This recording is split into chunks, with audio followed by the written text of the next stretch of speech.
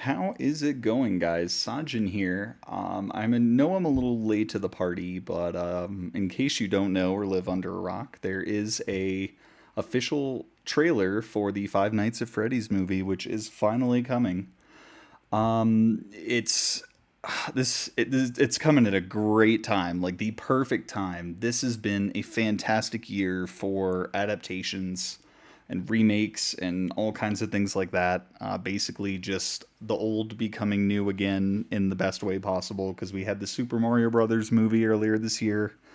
Does the Dungeons and Dragons movie count? I think the Dungeons and Dragons movie counts. As well as like actual good game remakes, like Dead Space and Resident Evil 4, which I haven't played myself because I'm a bit of a coward, but I've heard they're good.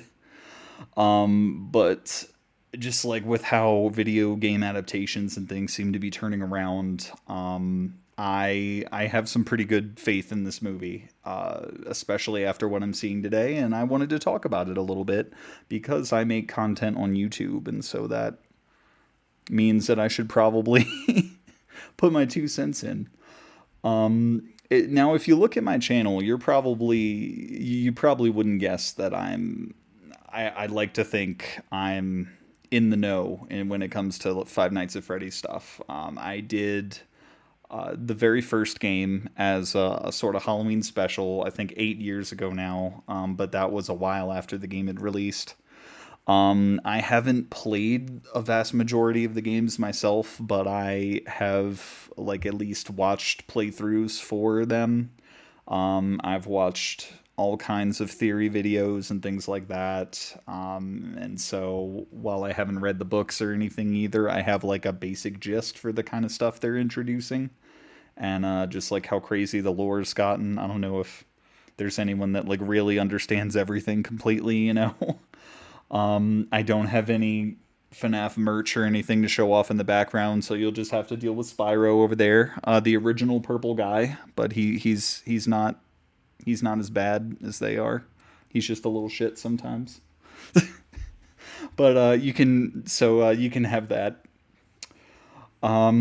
So yeah, it's my interest in FNAF, like, definitely it comes and goes every now and then, but when it comes back hard. And recently it has been coming back quite a bit. There was like the teaser and speculation about this movie earlier this year, where it was revealed to finally be coming after being in development hell for a while. There were movies like, I'm pretty sure Banana Splits was supposed to be a FNAF movie and it had the rights pulled, and so they were just like, let's just get something else and make that kind of movie anyway. And there was stuff like Wally's Wonderland, which may have been the same thing, but I'm not sure about that one. But I'm pretty sure Banana Splits was supposed to be a FNAF movie. But this is something that's been trying to happen for a long time, and it's finally going to happen. And then along with all that speculation, I've recently gone back and watched some more FNAF games that I hadn't like watched stuff for in the past. The biggest one being Help Wanted, which I actually decided to pick up, which is a big thing to say for me. It's now, I think, the second FNAF game that I actually own after the first one. But it seemed like a really good value to me and does a lot of really interesting stuff, especially like the Halloween DLC. Some stuff seemed like legitimately fun to do in it, as opposed to just scaring me. But the big thing is, is with Help Wanted considering maybe doing for a Halloween special. I don't know, but here's the big thing. I'm kind of a coward. Um, I don't there's a part of me that just really doesn't get horror as a genre. I can't really empathize with like creators that want to scare people and people that want to be scared. That's not really something that I can get behind. And so I don't really watch a whole lot of horror movies or play a lot of horror games. Five Nights at Freddy's is probably an exception to that rule, and it's I'm interested in it so much, in this movie so much, that I may actually go see it in theaters, but maybe just Peacock. But the point is, it's a horror movie that I actually want to watch. I am like super, super fascinated in where they could potentially take this and what they depict. Is And I do want to go into detail with that today. Talk about like some stuff that I was surprised to see in this trailer, and try to make some predictions about where they go with it. Because they could be potentially trying to amalgamate a few different games together, which is very interesting. But yeah, and I'm sure there you've seen, because I once again am pretty late to the party. I'm sure you've seen a bunch of other breakdowns of this trailer and all the cool stuff, like all the YouTubers on the board and Corey Kenshin at the end, and that's all great. I'm just gonna I'm gonna talk about my opinion on some other things. So we're gonna go through here. The first thing let's see, is we know here I can remove the captions here real quick, but we see the Steve Raglan. I'm sure people have brought this up too, where it's like first of all we know I did want to mention the casting as well. I think Matthew Lillard as William Afton is very very interesting. He's obviously an actor that like sticks out pretty well, and like what he did with Shaggy and the Scooby Doo stuff, to the point of doing so well in the live action role that he came to like epitomize the character and get to play them in the animated, like the actual Scooby Doo content is amazing. And now he's our William Afton. He is 100% confirmed to be William Afton in the casting credits. And so this Steve Raglan thing, I'm not sure if you can see my cursor, but I'll talk about the things that I'm pointing at with the cursor. But the Steve Raglan nameplate on his on his desk here is obviously like a cap. It's a fake out. Apparently in the books, again, I'm not too knowledgeable in the books, so correct me if I'm wrong in some cases. I'm going to try and touch on some book topics every now and then, from my understanding of things. But I believe I heard that William Afton does go by alternate names in the books. I think the one that was mentioned was Dave Miller, which way too basic a name. I like Steve Raglan a lot more than that. That's a very interesting, intriguing last name there. I don't know. People have tried to. I've seen a friend of mine try to like put it in like a word jumbler to try and get something, and he got something interesting, but only when I think the last name was misspelled, and so I don't think there was anything sound in there. But it's an interesting angle to think about if something comes up in there. Skipping around probably isn't going to get. Yeah, I need to click on it. But people have been pointing out the similarities, or rather, I think the better word is the contrast between William's outfit here and I didn't quite get there. There we go. And Mike's outfit here. Specifically, the contrasting colors, where we've got the darker color and the darker color shirt and the lighter color tie. And then if we go back to William Afton, or Steve Raglan as we'll call him, he has the opposite. He has the lighter colored thing, lighter colored shirt and the darker colored tie that try to seem to be matching the color. It could be a little weird with the lighting here. I'm not sure if that's actually blue or maybe just like a gray or something. It's kind of hard to tell with the light. But I've seen. So first of all, if you know or don't know your FNAF lore, Mike Schmidt is supposedly similar to how like William Afton uses alternate names. Mike Schmidt is also apparently Michael Afton in disguise, although this hasn't been confirmed.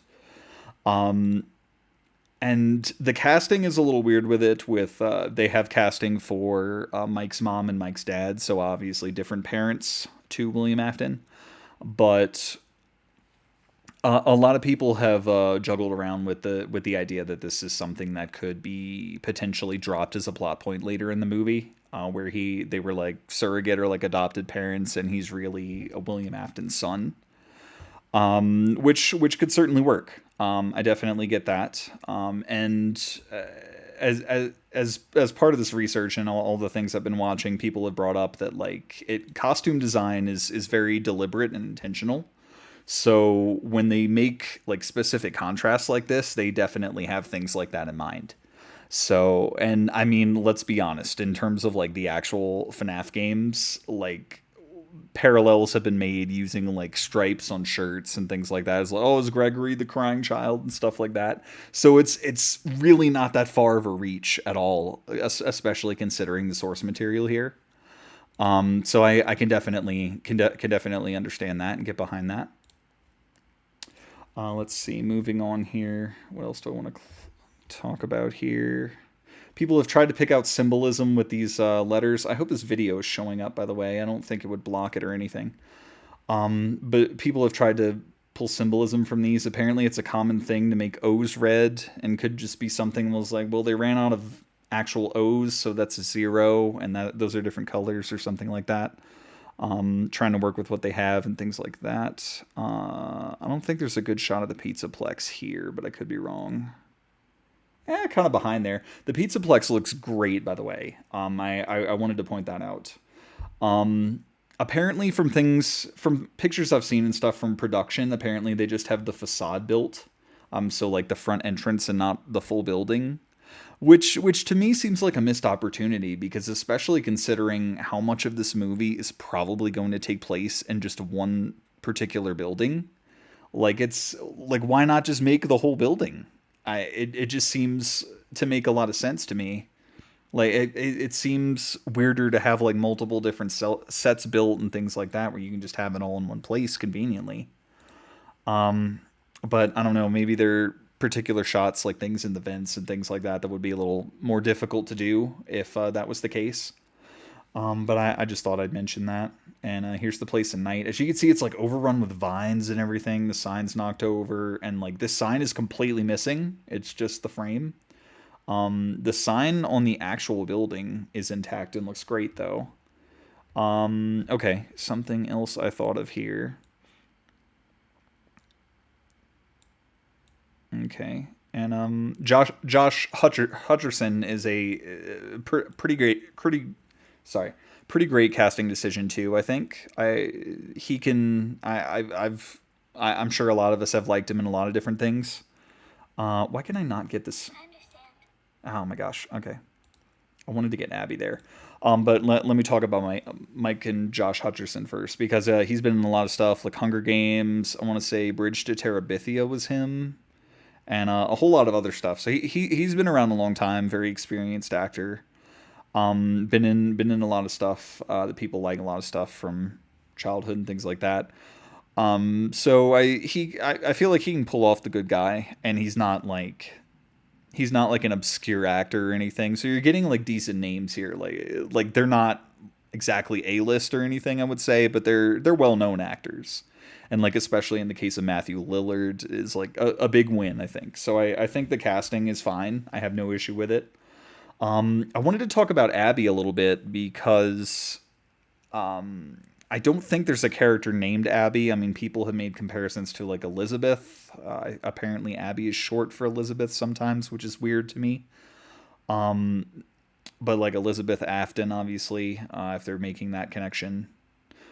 But at the moment, there isn't a character from the source material specifically named Abby that I remember.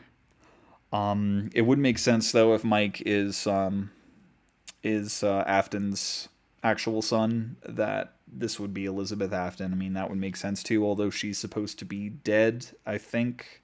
The timeline gets confusing, as you can imagine. But the real interesting thing is that she's coming to the Pizzaplex, or not Pizzaplex. That's Security Breach, isn't it? Like the pizza place, with Mike.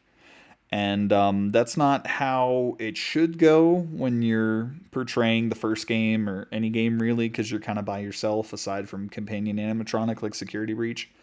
But from like a movie making perspective, I definitely understand it, because the movie would get pretty boring if you just have Mike sitting at a desk for like 80% of the runtime. So I can definitely understand wanting another character there to maybe, like, while Mike is staying put and isolated in the office, the security office, like he's supposed to be. You have someone like Abby who's all curious and running around and constantly needs to be protected all the time to help to put more movement and like action in the movie and keep it interesting. So I can definitely understand that from like a movie making or like even like a script writing perspective. Just thinking that like the just depicting the original game as it is would be a little boring and needing that sense of movement. I can definitely get that. And also implementing other characters like Vanessa, who I'll get to in a bit here, very, very quickly, actually, probably right now. Um,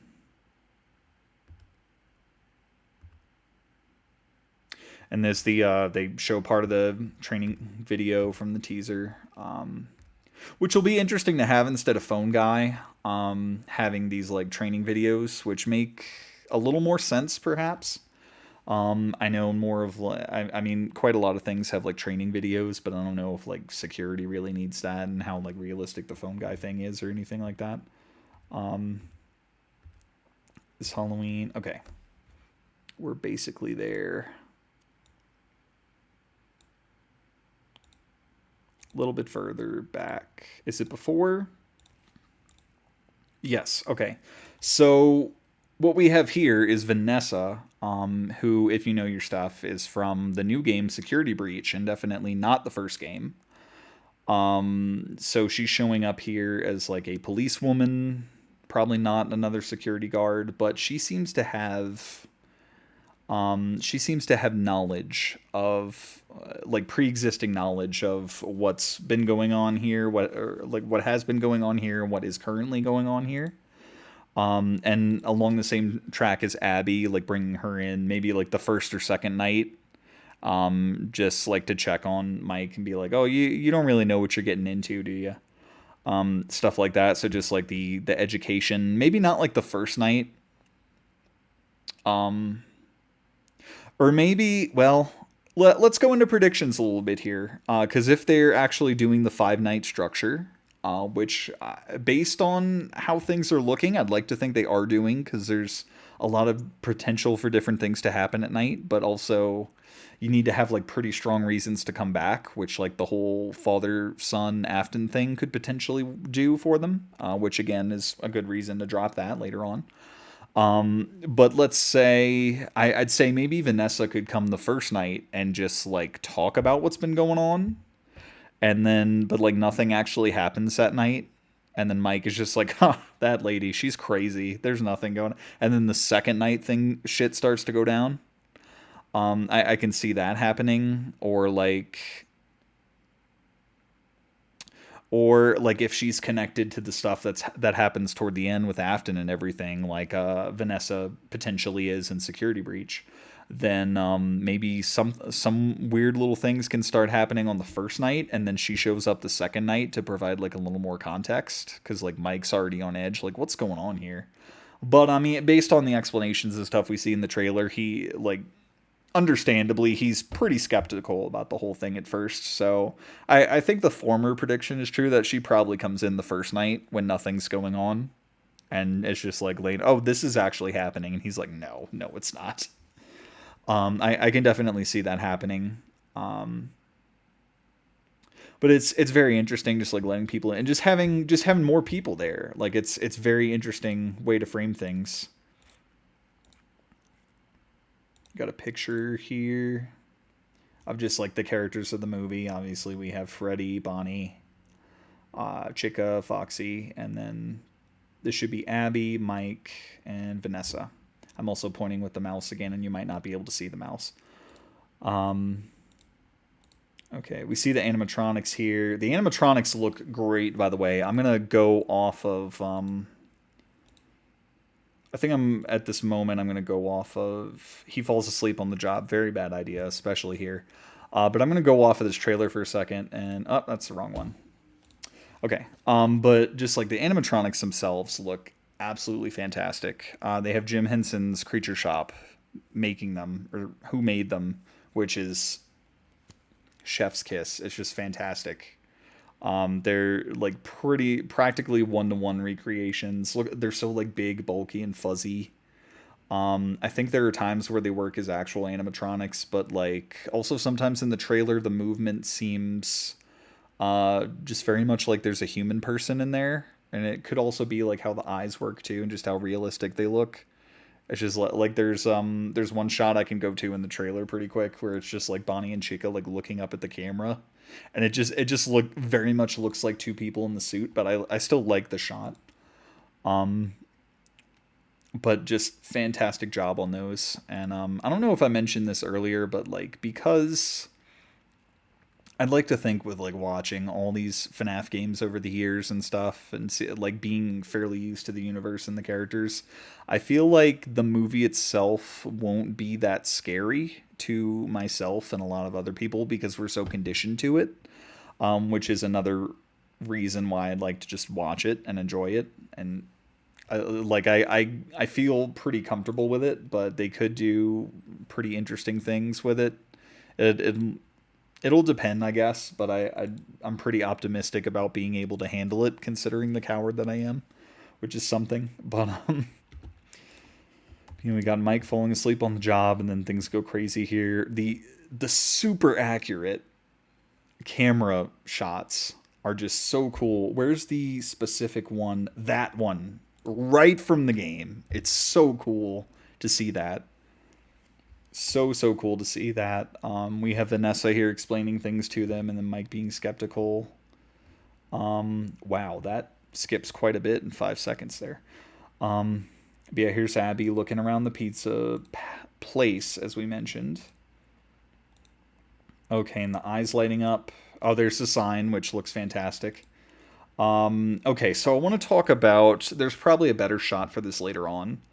But if you've been following the story on this movie as it develops, you probably remember this poster, which has has some questionable things. Well, the big thing that was questionable with this is the depiction of the eyes on the animatronics, and I think the teaser, the original teaser of the movie had like really red eyes on them as well while they were active, and I there are other videos and things that explain the issues behind this a little bit better.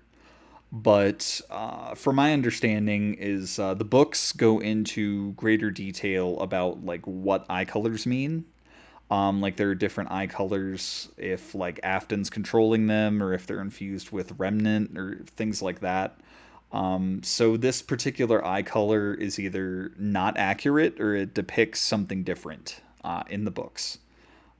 So that's the basic idea behind it, and also it's just not really aesthetically pleasing because the animatronics have like different eye colors and things like that.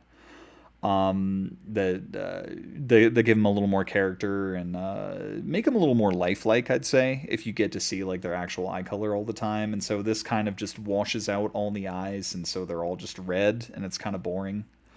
But I think in watching this yeah, you can see the eye color here.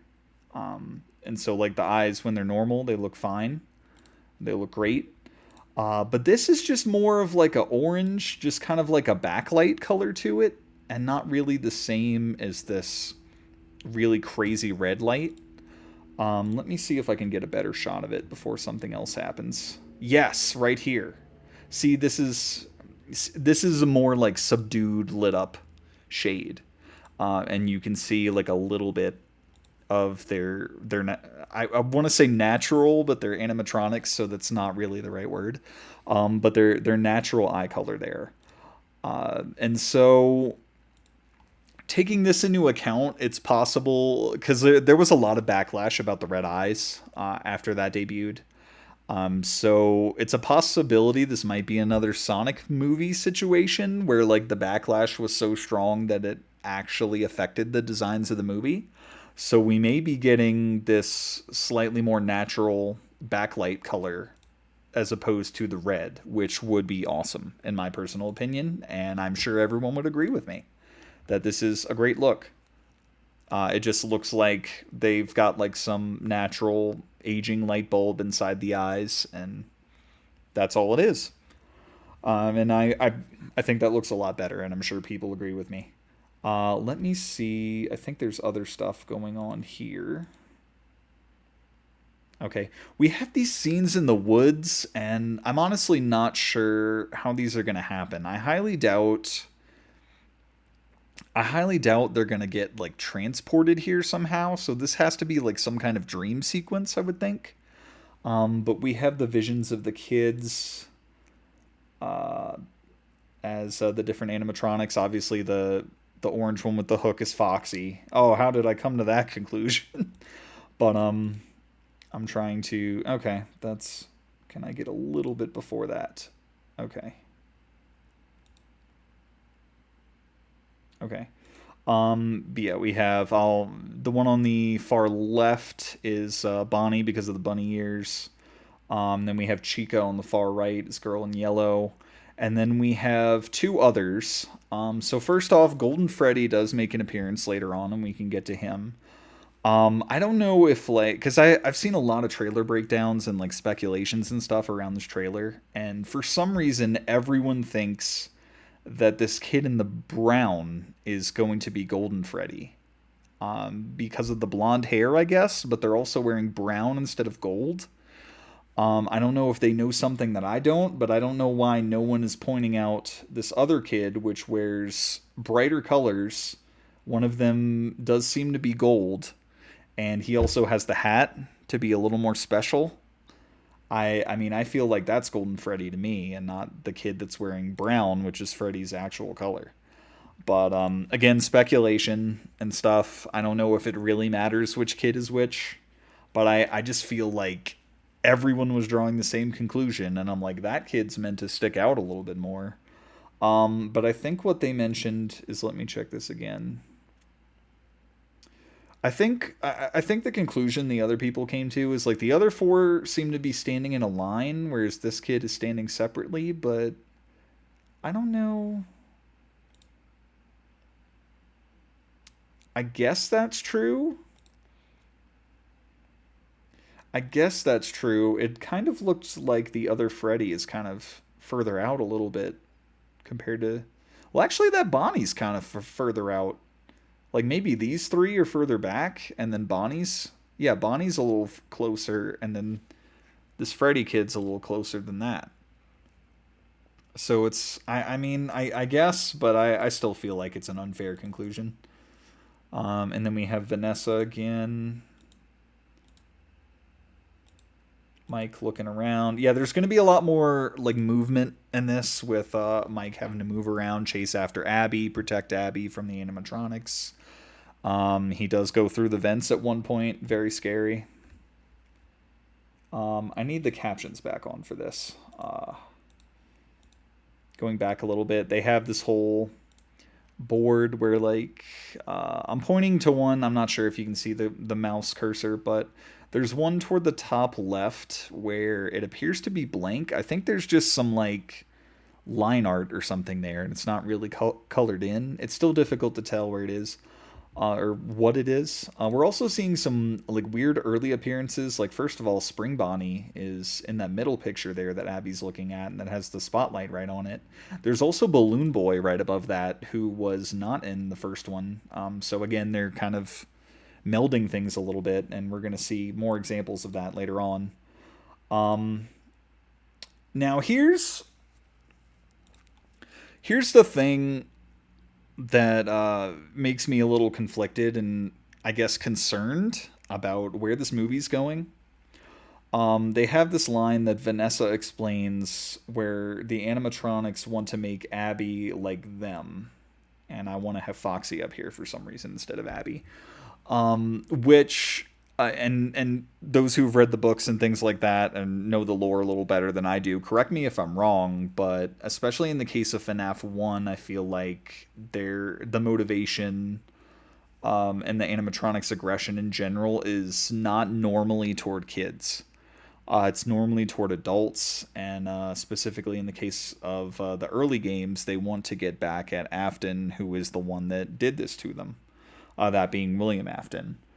So this whole they want to make her like them line can be one of two things. The thing that I really, really feel like, and I really hope is true, is that this is a misdirection. This is misinformation. This is an incorrect conclusion that Vanessa has come to, where that's what she thinks the animatronics want to do because it is Vanessa saying the line. as far as I know. That's what she thinks, but once they maybe there's a moment where the animatronics actually catch Abby, but they're not hostile to her. This I feel like this is kind of supported with the Golden Freddy stuff later on, although he does appear to be separate from the other animatronics. But I feel like maybe they know that she's related to Afton and they want to like either maybe use them as bait or like convince them or like use them to like draw William Afton to them to get their revenge.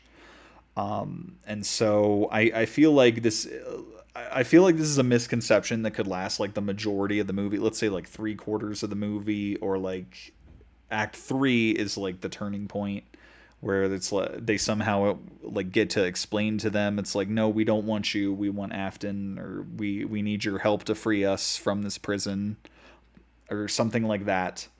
So I feel like I feel like this line is a huge misdirection for that. Or there's perhaps the worst case, the worse with a E, not a T, because there's only two.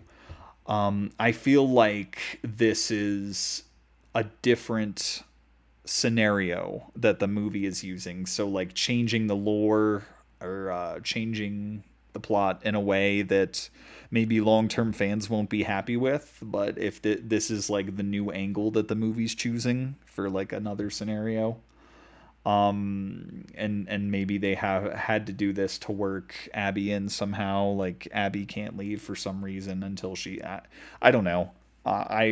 I haven't thought about it too much because I don't really want it to happen. I want the first scenario to be the true one because I feel like that's more accurate to the source material. But people that have done all their homework, maybe played all the games and read all the books, maybe have a different insight on that. Definitely let me know in the comments below. Let me know how you feel because I feel like this particular line can be the pivoting point as to like whether or not it's true and whether it makes the movie good or bad. I feel like a lot of it's riding on this one line and how factual it is. And then moving on here, oh, we got this great shot. Oh yeah, Carl the Cupcake. I'm not sure if he was named before, but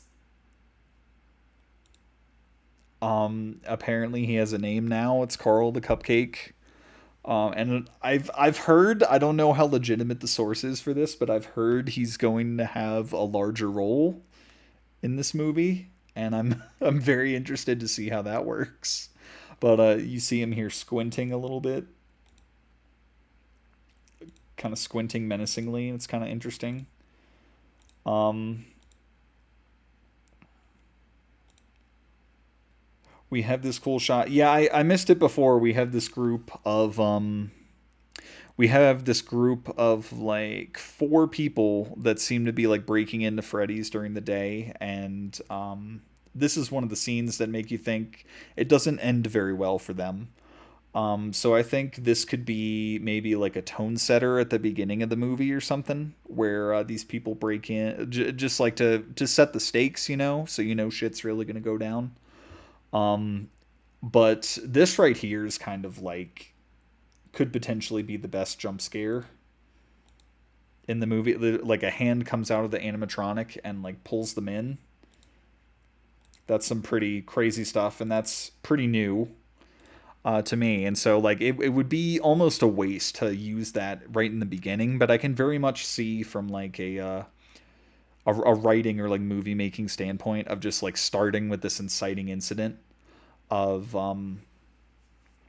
these four potentially random people breaking in at the beginning, thinking that it's just an old place, nothing's gonna hurt us here, and just like take whatever we want, and then they all just get murdered.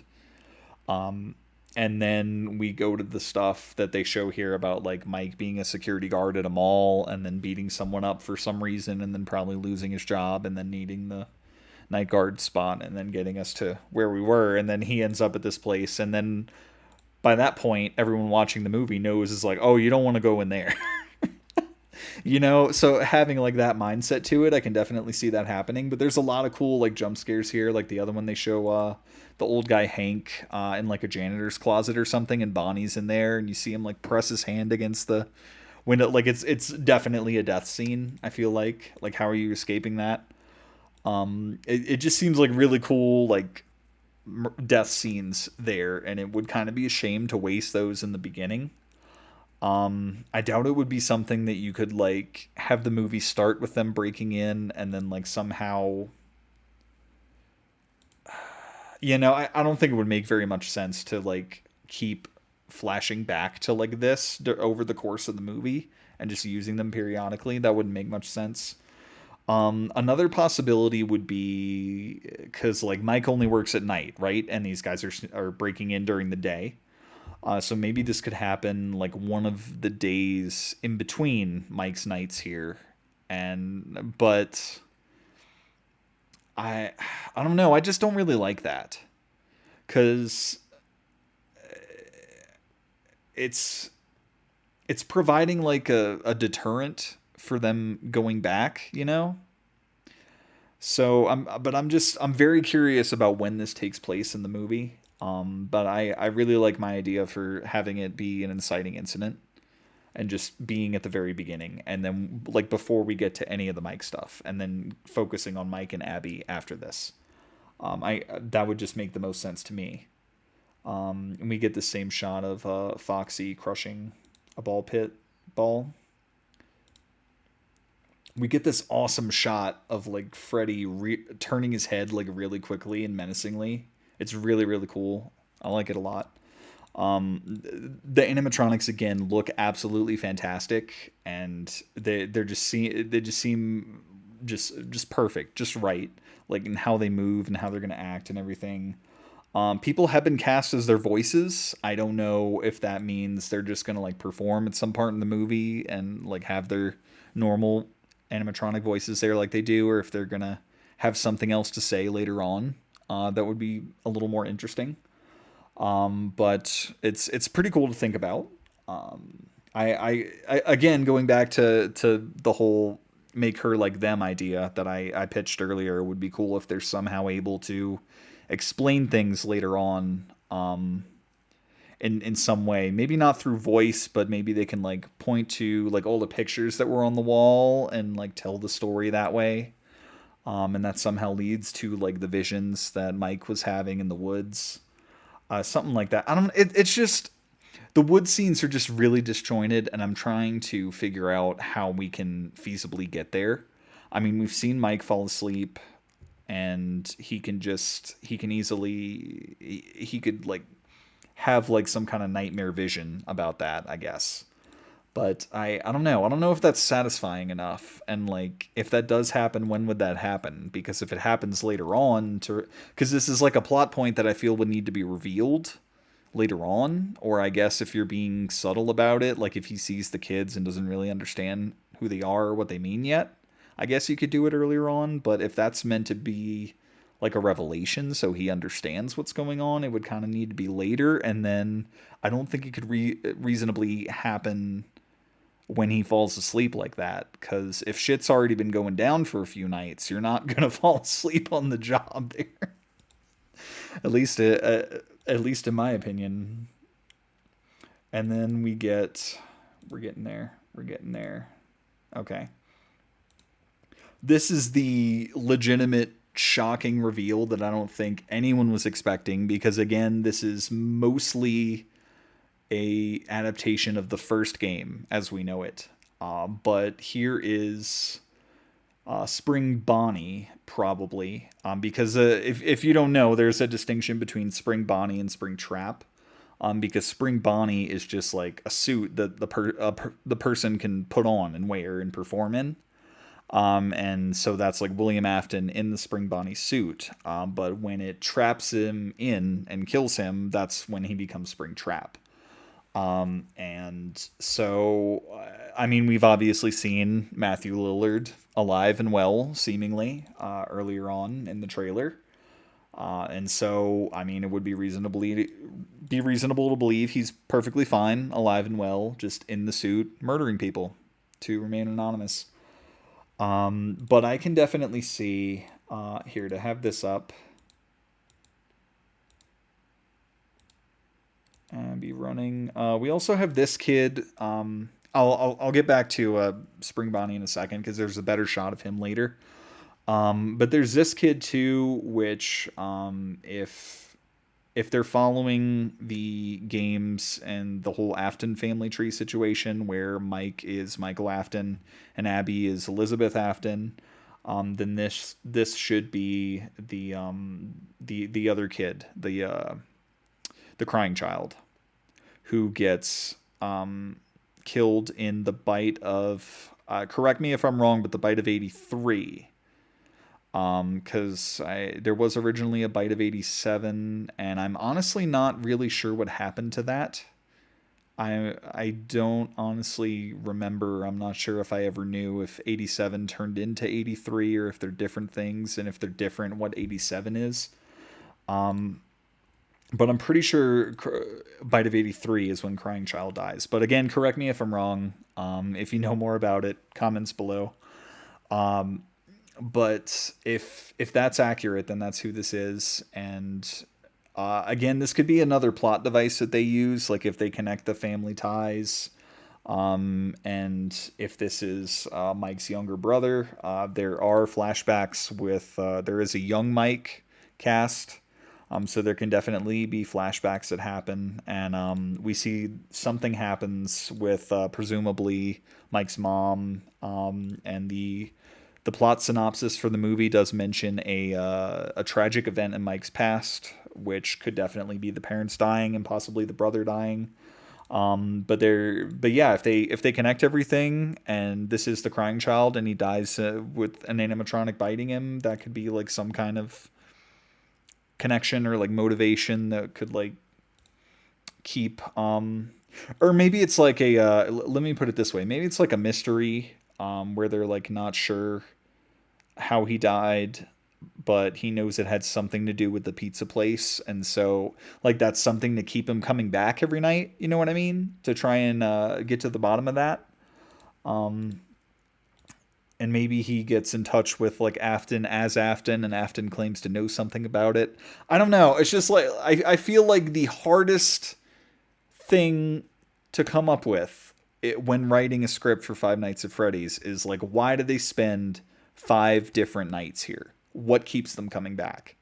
So I'm trying to like connect threads here with what we've been given and try to figure that out, because I feel like that's the piece of the puzzle. If we can get to the bottom of that, then we can figure out like the whole movie.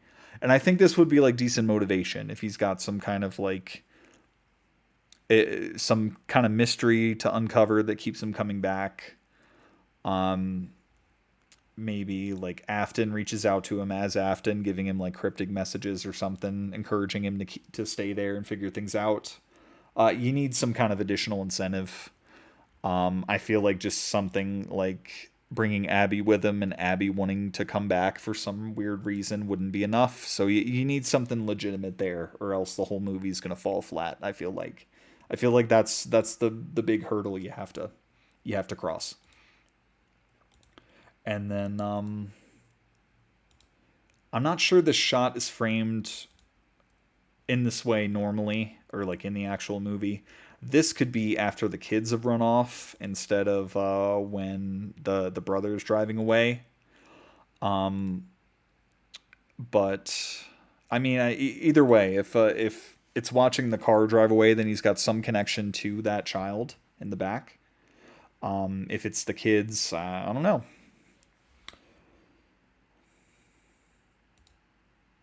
Yeah, here's that shot I was talking about a while back.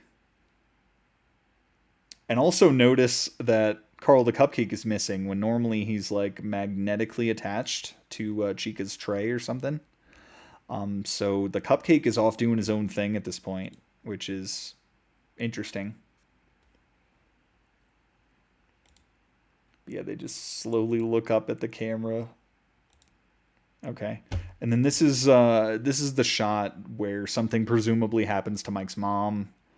I don't feel this has to be a flashback with like young Mike and stuff. There's no reason, like other people have mentioned this, but there isn't much of a reason to just show random dead people in their houses with all the goings on and things like this. So this has to be flashback and the tragic incident with Mike's mom and dad. And then this appears to be Vanessa in the hospital, which is interesting. I could see this as like maybe a late event in the movie or something. Let's say like night four. Well, like after night four, before night five, is like the final motivation, or is like I need to I need to make sure this wasn't in vain. I need to get to the bottom of this. I need to like avenge you or something along those lines. So I could see this as like motivation where she was helping him the whole time, and then she gets hurt instead of Mike or Abby. He feels bad, and then he feels the need to go back one last time and settle things. Again, from like a screenwriting standpoint and stuff, I kind of feel like that's because again, you just really need that motivation for Mike. That's the big thing. That's the big thing to figure out. So like, you need anything you can get, and so if this is a shot that helps accomplish that, or like this is a scenario that helps justify that, then it's warranted. And then this is Mike beating up someone at the mall at his former security job, which gets him fired, and then he needs the night guard position at Freddy's. That's him climbing out of the vent. That should be very interesting. Very questionable decision. All right, so here's Spring Bonnie with a knife. He is already looking a little deteriorated, but that could just be with age. If I remember my lore correctly, like Spring Bonnie was like original pizza place concept. He was like one of the original two. So either way, it's pretty logical that the suit is very broken down and deteriorated. Um, and so what I was going to mention about the whole Spring Bonnie and Spring Trap thing earlier, because he's Spring Bonnie when he's alive and he's Spring Trap when he's dead. I can easily see, because like I'm going into this 100% believing he's Spring Bonnie for the duration of the film. Perfectly alive and well as we've seen him. He's just in the suit, disguised to murder people. But I can definitely see toward the end, the animatronics get their revenge. He gets trapped in the suit. It locks on him, traps him, kills him. So right there, Afton is dead. They think it's over. They think they've gotten their revenge and everything's done. But what you may or may not know is there is a deal in place for not one but three Five Nights at Freddy's movies. So I can I can just see it now. The end credits scene of the movie is like a slowly zooming in shot on dead Afton in the Springtrap suit, and he starts moving again, and then it cuts to black. Like, I guarantee fucking to you that's what we're getting at the end of this movie. I guarantee it's gonna happen. I I feel so confident about it happening. Like, if they're bringing Afton in like this, that's like how they have to do it. And then logically, after the second movie, he probably burns, and we all know how that goes if you know your Five Nights at Freddy's stuff. But yeah. But that suit looks really cool too. I think it's a little different in design than it normally is, but it could be a Spring Bonnie versus Spring Trap thing where he'll look progressively more Spring Trap like as the movies go on, and we get the next movie in like 2033. No, it'll probably be sooner than that, because this another thing I wanted to mention, this, like, a FNAF movie is too big to fail. It's going to make so much money. It's ridiculous, because I feel like it's only gotten bigger and bigger with time. It has such a huge fandom, especially with how good this movie's looking. And if they corrected the eyes from this poster, like it sure seems that they did. I mean, look at Afton's eyes here. That's really menacing and pretty accurate, I'm sure. Just like it's too big to fail. It's perfect. It makes so much sense. And it's definitely going to be a cash cow. They're going to want that sequel pumped out as quick as possible, is the point I'm making with that. So I don't think it's going to be another 6, 8 years or however long it's been for the next one. I don't think we're going to have to wait very long at all. They're going to be wanting to pump that out. Um, and then yeah, we got this scene of Mike trying to leave through a door, and then he freaks out because somebody's chasing him. And then we have this weird shot. So we had the other weird thing before about the hand reaching out and like pulling someone into the animatronic, which is like new and different, I feel. And then there's whatever this thing is, which is it looks like the inside of one of the animatronic heads, or like a mask that has razors in it for some reason. And like what is this for? I like things like this may like along with that they want to make her like them line. I feel like this and the hand reaching thing make me like a little bit concerned about this movie, because I'm like, what's the purpose of this? I feel like this isn't like normal. This isn't how it normally works. Um, or is he like even seeing this right now? I mean, could this be the inside of the? No, this can't be the inside of the Springtrap suit. I I don't know. Like things like this, it makes me concerned about the direction of the movie and them just like making things up for the sake of scares, and gore and stuff. Which I yeah I and the other thing is it makes me a little concerned about actually going to see this movie. Cause like if normal FNAF stuff happens, I think I'll be fine. I'm a big boy. I can handle that. But like if they just make up shit and someone's face gets mutilated for this like thing that isn't normally like if they add a bunch of like random horrifying shit, it's like what are we doing? But I'm another thing I want to talk about the rating real quick. At the moment, I don't know if it's been revealed or confirmed.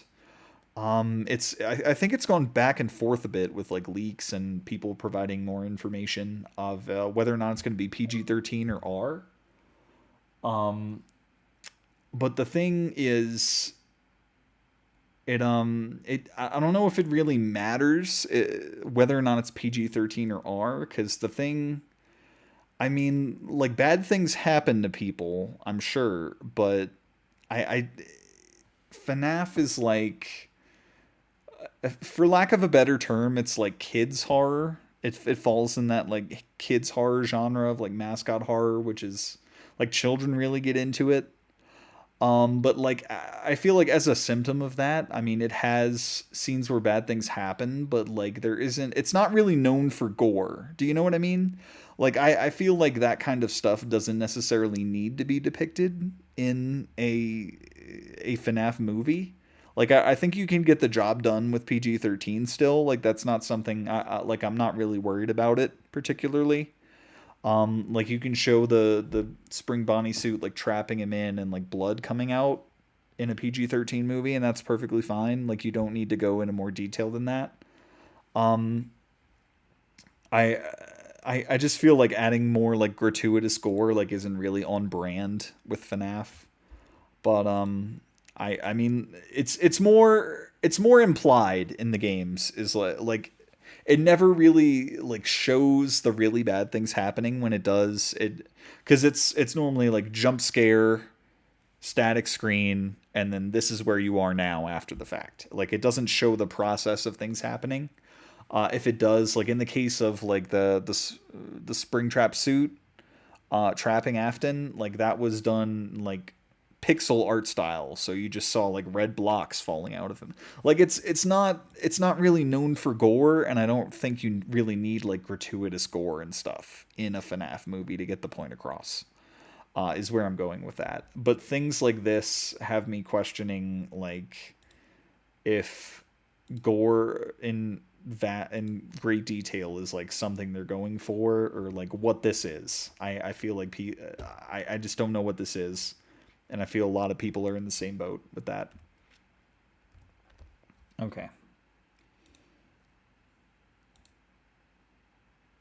And then this logo, it looks a little bit off, but still pretty good.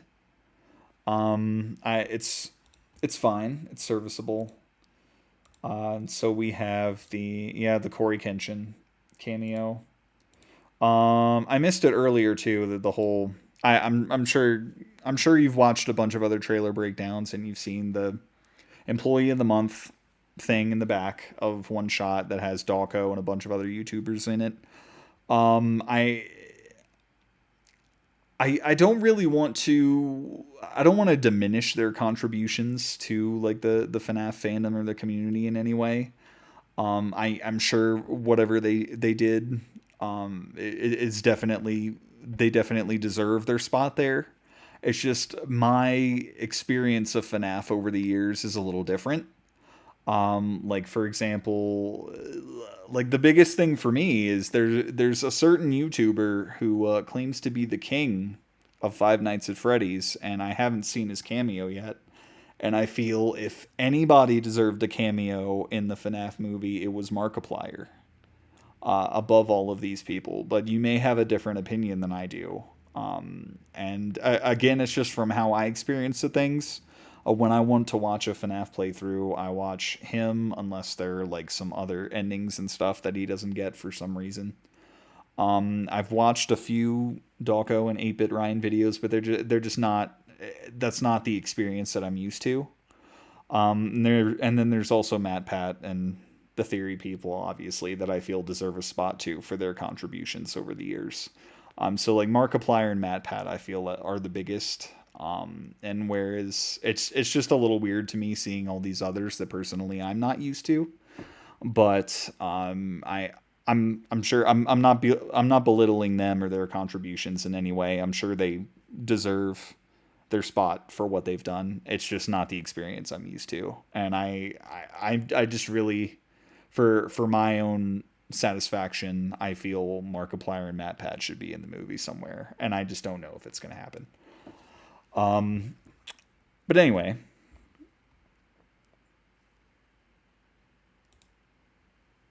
the the ending thing with Corey Kenshin is the most replayed. Okay, and my Xbox just turned off. It's fine. So we have Golden Freddy here. I've seen there's been some debate for some reason as to whether or not this is Golden Freddy, but and then we have the eye thing going on again. I don't know if they're just trying to be simpler with like red bad, blue good. But furthering my little theory from earlier, Golden Freddy does seem to have some kind of connection to Abby, and they're trying to help each other in some way. So I feel like that's not going to extend to the other animatronics, but I feel like it should in order to be accurate to those original games. Um, but that's just something I'm cautious about, and I'm interested to see where they take this. And then there's this weird shot of them holding hands outside the Pizza Plex as if I don't. This is almost like a going in for the first time, or maybe the last time, or having left it and looking back, something like that. I think this was like the original shot that we got, like the first shot ever that we got of the movie. I think this leaked at some point without the in theaters and Peacock thing. Um, but yeah, it is also going to be on Peacock. So rather than going to theaters and potentially being terrified, uh, I could just watch it on Peacock instead. But the point is, I don't want to watch a majority of horror movies, and I really, really, really want to watch this because I am just so curious, as I'm sure many a FNAF fan is, about how they handle this and where they take this. I mean, on top of like how accurate like the animatronics and things came out, the names being right, things like that. Scott Cawthon is the creator of FNAF is on this project. Like he was working with the script, working with it like every step of the way. So it's too big to fail either way. Either way, it's going to make a ton of money, and we're going to get at least one more movie out of it, probably two. But I feel like it's going to be good. The only thing is I don't know if it's going to be lore perfect, and with something with lore as complicated as FNAF, I don't know if that's even possible to be perfect with the lore. But I feel like I feel like the ultimate verdict is it's going to ultimately be good. Great, in fact, but there's going to be a lore change or two that just prevents long-term fans from liking it. And that's my ultimate prediction for the film's general reception and how that's going to go.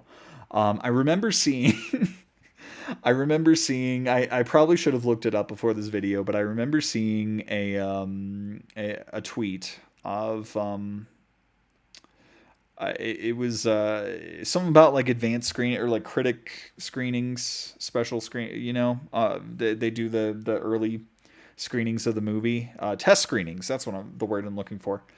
So they were doing test screenings of the movie, and apparently the reception was like the plot got pretty confusing.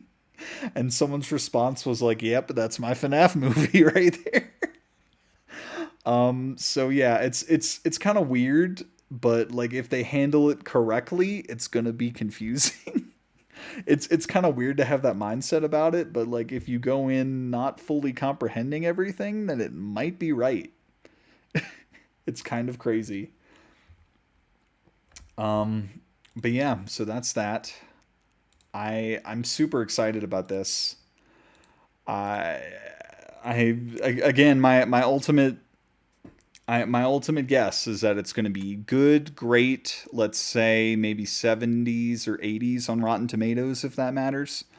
But I think like to the ultimate fans, there's going to be a lore change or two that just like tips them the other way, just like they should have changed this or that. The books were better. Please don't say that. Don't ever say that. Don't ever say that. But I feel like something like that is going to be the general consensus. But hey, that's just a theory. A game film theory. And it's a pizza place, so they have food too. So I guess that also makes it a food theory. But anyway, what is your reaction to this trailer? Are you gonna go see the movie? What are you thinking is gonna happen? Am I secretly Bonnie because I wore blue for this video? Let me know in the comments below. But until then, I am much in anticipation for October to come around. I also don't I want to talk on this briefly. I really don't get the point of submitting or like releasing horror movies like really late in October. Because I think like Luigi's Mansion 3 for Switch came out on like Halloween Day, and it was great for that day. And then like it was November, and I was like, I don't want to play this kind of thing anymore.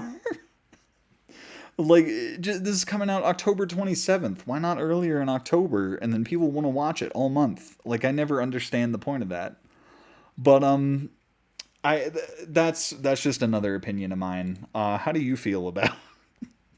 You can let me know about that in the comments below too. But until then, I will see you guys next time. Bye.